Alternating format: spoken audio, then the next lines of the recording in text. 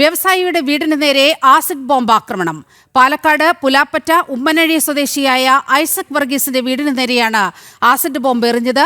ബിസിനസ്സിലെ വൈരാഗ്യം മൂലം മറ്റൊരു വ്യവസായി കൊട്ടേഷൻ കൊടുത്തതാണെന്ന് ആണ് ആരോപണം. CCTV ദൃശ്യങ്ങളിലൂടെ പ്രതികളെയും വാഹന ഉടമയെയും തിരിച്ചറിഞ്ഞിട്ടുണ്ട്.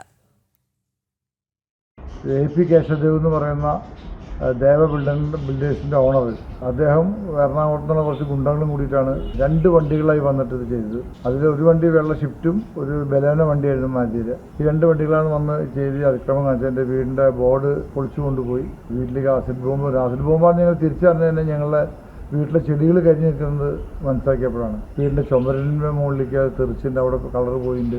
അങ്ങനെ വലിയ സംഭവമാണ്.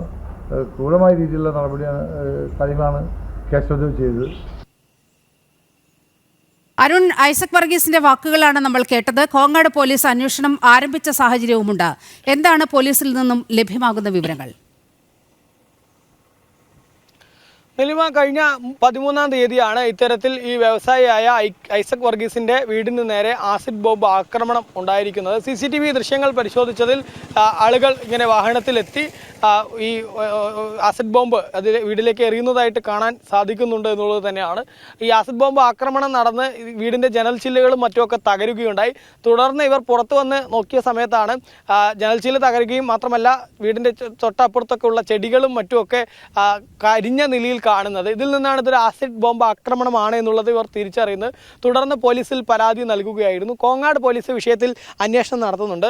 പോലീസ് പറയുന്നതും ഇതൊരു ബിസിനസ് വൈരാഗ്യം മൂലം മറ്റൊരു വ്യവസായി കൊട്ടേഷൻ കൊടുത്തതാണ് എന്ന തരത്തിലുള്ള ആരോപണം ഐസക് വർഗീസ് ഉന്നയിക്കുന്നുണ്ട്.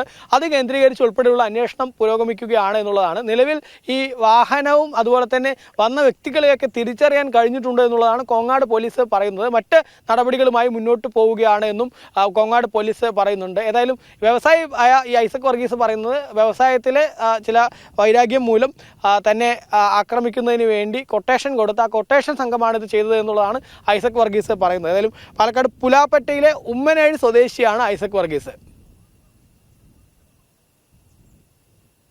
ശരി, അരുണാണ് വാർത്തയുടെ വിശദാംശങ്ങൾ പങ്കുവച്ചത്.